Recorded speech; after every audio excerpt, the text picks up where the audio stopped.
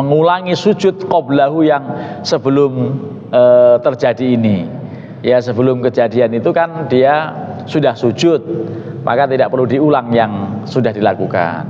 Wa illam yakun, kalau dia belum ada, ya qad jalasa, dia sudah duduk aqibas sajdatil ula, sesaat setelah sujud yang pertama, hatta qoma, sampai kemudian dia berdiri, yang mestinya itu tahiyat akhir tapi dia berdiri.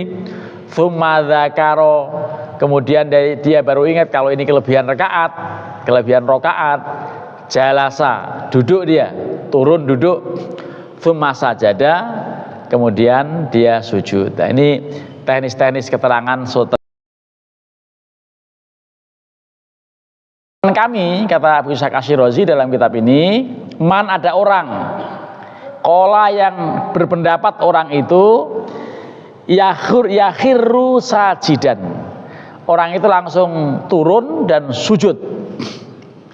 Alasannya apa? Li annal julusa yuradu lil fasli baina sajdataini, karena duduk itu hanya dimaksudkan untuk menjeda antara dua sujud. Ya, duduk yang dimaksudkan adalah untuk menjeda antara dua sujud. Waqad hasolal faslu bil qiyam, padahal sudah berhasil memisahkan bil qiyami dengan sebab dia telah berdiri, ila tsaniyati, menuju rakaat yang kedua. Lah, wal madhabu al awwalu, kalau madhab Syafi'i dalam ini yang pertama. Yang pertama itu yang apa? Ya yang tadi, yang begitu terjadi kasus ini, sudah duduk aja dia lanjutkan kegiatan yang belum dilakukan. Kenapa? Li annal julusa furido, atau li annal julusa fardun ma'murun bihi, karena duduk dalam rangkaian sholat itu termasuk rukun, ma'murun bihi, yang diperintahkan untuk sujud, untuk apa? Untuk duduk. Falam yajuz tarkuhu, dan itu tidak boleh meninggalkannya. Kalau rukun jangan ketinggalan, apapun wujud rukunnya itu, apakah sujud, duduk, berdiri, pokoknya tidak boleh ditinggal. Wa in kana qad jalasa aqibas sajdatil ula, kalau orang sudah duduk setelah sujud yang pertama, wa huwa yadhunnun anha jilsatul istirahah, dan dia mengira bahwa yang dilakukan duduk itu adalah merupakan jalsatul istirahah, duduk sejenak istirahat sebelum naik gitu. Orang anjurannya memang begitu. Lah, fafihi wajhani, dalam kasus yang seperti ini ada dua arah penjelasan. Apa dua arah penjelasan itu? Qala Ibnu Abbas la yujzihu, tidak memadai, ya bal yalzamuhu ayyajlisa, tetapi yang wajib dia duduk dulu. Setelah duduk tsumma yasjuda, kemudian dia sujud. Kenapa? Li annal jilsatal istirahati, karena duduk istirahat itu adalah naflun, sebagai sesuatu yang sunnah hukumnya. Fala yujzihu, karena ya tidak memadai, anil fardhi, untuk menggantikan yang fardu, tidak sepadan. Julusul istirahah itu sunnah, lalu dianggap atau diposisikan menggantikan duduk yang sifatnya fardu, nggak bisa, status hukumnya beda-beda. Nah, ini bandingannya seperti apa? Julusul istirahah itu kasujudit tilawati, sebagaimana sujud tilawah. Kapan sujud tilawah dilakukan? Ketika ayat yang bernada perintah sujud, yang ada perintah sujud dibaca imam, itu imam berikut makmum disunahkan untuk sujud tilawah gitu. Wala yujihu an sajdatil fardhi, sujud tilawah ini tidak cukup dengan sujud yang fardu.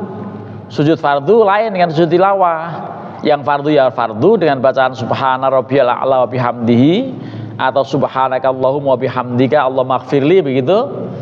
Itu tidak bisa tergantikan dengan sekedar sujud tilawah. Kenapa? Sujud yang biasa itu sujud yang biasa itu fardu, tetapi sujud tilawah itu sunnah. Karenanya tidak bisa ditukar, tidak bisa juga terwakili dengan sujud fardu gitu.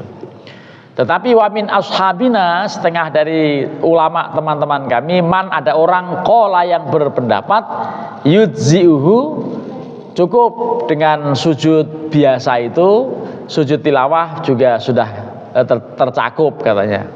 Kama lau jalasa fir rabi'ati, sebagaimana jika seseorang duduk pada rakaat yang keempat, ya.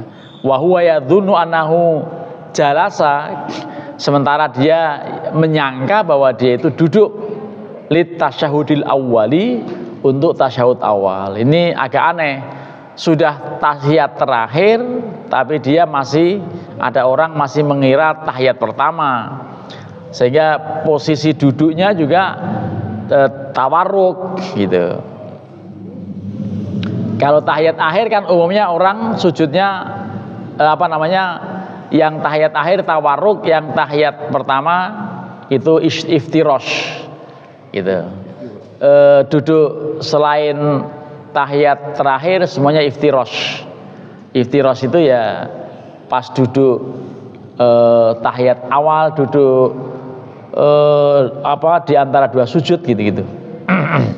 Ya.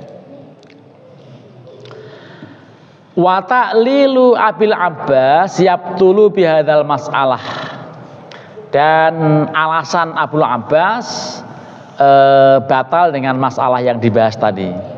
Ya, artinya terbantahkan dengan uraian-uraian yang telah dikemukakan. Ini yang disampaikan ini seandainya terjadi. Itu kan judulnya wa intaroka, kalau orang meninggalkan akibat lupa atau ragu. Ini kan dikemukakan oleh ulama pengarang kitab ini, kali-kali ada kasus kejadian begitu gitu. Mari kita lanjutkan.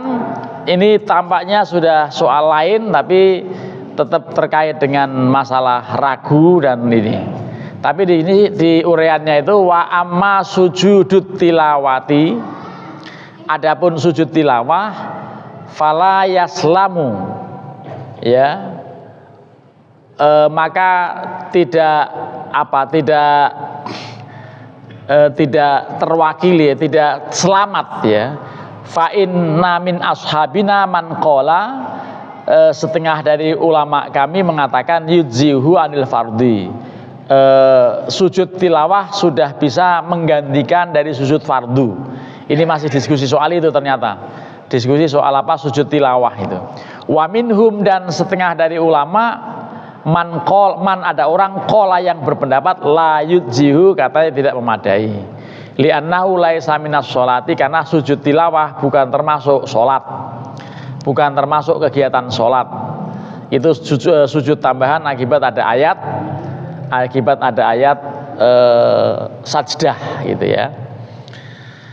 Jarang kita amalkan ini karena ayat-ayat sajdah ada pada ayat-ayat panjang, kecuali pada surat Al-A'la, surat Al-Alaq, Iqra bismi rabbikal ladzi khalaq, itu ujungnya sujud tilawah. Tapi masalahnya orang jarang membaca ini juga, kan gitu. Iya, takutnya tapi memang kenyataannya jarang orang baca Iqra itu. Kalau dibaca Iqra ya kalala tuti'hu wasjudu waqtarib, ya sujud mestinya. Dulu surahnya nambah lagi. Nah, surahnya nambah lagi, setelah dia sujud naik, jangan langsung ruku lagi, baca qul huwallahu apa-apa gitu, tambah baru kemudian ruku yang aslinya gitu. Jadi dulu pernah saya dengar, walaupun saya nggak jadi makmum, tapi dengar di sini ketika salah seorang imam membaca surat Al-Alaq ini langsung sujud, makmum bingung, loh ini nggak ada rukunya, ini sujud di mana katanya. Padahal sujudnya sujud tilawah. Dikiranya imam lupa loh, nggak pakai ruku kok sujud. Subhanallah, subhanallah berulang kali. Untung nggak ada ngomong Pak subhanallah Pak, nggak ngomong begitu, ya. Nah, jadi untung nggak begitu gitu, ya. Nah, jadi ini memang pembahasannya agak detail gitu, ya, seperti yang disampaikan. Jadi tadi alasannya sujud tilawah bukan termasuk kegiatan sholat. Wa innama huwa aridun fiha, dia hanya sebagai sesuatu yang mu'taridoh, yang tambahan, ya, yang tidak ada kaitan dengan sholat, tapi karena kaitannya dengan perintah Allah sujud, ya sujud gitu. Wajil satul istirohati minas sholat, sedangkan duduk istirahat itu bagian dari sholat. Duduk istirahat itu kapan? Yaitu rokaat pertama, rokaat ketiga. Kalau 4 rokaat, kalau 2 rokaat ya hanya rokaat pertama. Kalau 3 rokaat juga hanya rokaat pertama. Yang ada julusur rohah. Julusur rohah itu dilakukan ketika orang habis sujud kedua untuk naik. Nah ini kadang-kadang imam perlu antisipasi, ya. Bismillah. Perlu antisipasi, kali-kali makmum tidak pada ikut julusur roha. Begitu sujud kedua mau julusur roha, lakukan saja, tapi takbirnya setelah julusur roha itu. Saya duduk baru Allahu Akbar itu setelah sujud, setelah duduk julusur roha itu. Kalau enggak nanti terdahului, disalib sama makmum gitu. Kalau tidak begitu, nah, jadi antara lain teknis yang sederhana seperti itu.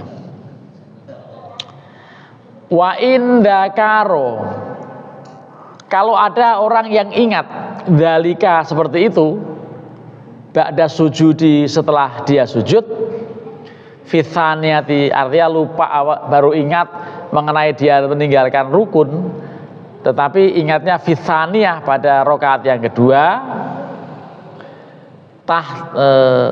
tamat lahu, ya tamat lahu rokaatun, sempurnakan atau sempurna baginya 1 rokaat.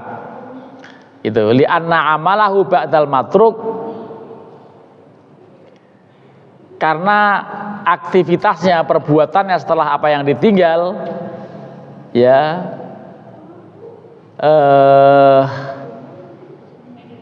itu sebagai kulan, ya masing-masing itu adalah amalun, ya, atau apa ini bacanya, ya masing-masing sebagai amal atau aktivitas, hatta ya'tiya bima taroka, sampai dia membayar utang yang tadi ditinggalkan. Faida sajada bitsaniyah, kalau dia pada sujud pada rakaat yang kedua, domamna, ya kami tanggung itu sajdatan minats tsaniyah, sebagai sujud dari rakaat yang kedua ilal ula, sampai menuju rakaat yang pertama. Fatammat lahu, maka juga sempurna yang demikian. Ar-rakaatu, sempurnanya rakaat. Ini kelihatan muter, tapi sebetulnya intinya kalau ada orang yang meninggalkan 1 rukun sholat dan dia masih ingat dalam sholat, segera lakukan ketinggalannya itu gitu. Kemudian urian berikutnya itu wa intaroka sajdatan min arba'i raka'atin wa nasiya maudu'aha lazimahu raka'atun li'annahu yajuzu ayyakuna qad taraka minal akhirah fayakfihi sajdatan. Ini perumpamaan tapi agak aneh, ya. Kenapa aneh? Ini kalau ada orang meninggalkan 1 sujud dari 4 rakaat yang ada, orang sholat 4 rakaat berapa sujudnya? 8. Dari 8 itu dia lupa ada 1 yang ketinggalan, tapi tidak ingat lagi pada posisi yang mana dia tinggalkan. Nah ini kan ribet ini, lupa tapi yang mana dia nggak ngerti lagi gitu. Lah kalau seperti itu fayakfihi sajdatun, cukup dibayar 1 kali sujud. Yang jelas hanya 1 kali yang ditinggalkan, yang membayarnya 1 kali gitu. Jadi itu kaifiyahnya seperti itu. Atau apa namanya, fayakfihi, cukup dengan membayar satu sujud yang tertinggal. Tetapi kemudian keterangannya wayah tamilu ayyakuna qad taraka min ghairil akhirah, ya, itu mengandung kebolehjadian bahwa yang tertinggal itu selain rakaat terakhir.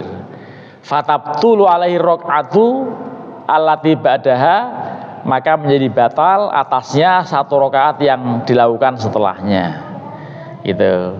Wa fis sholati yajibu ayyahminal amro, dalam hal sholat maka wajib dia untuk menanggung persoalan alal asyaddi, atas bersangkutan liyasqutal fardhu biyaqinin, karena tergugurnya atau terlewatinya satu kefarduan dengan cara yakin.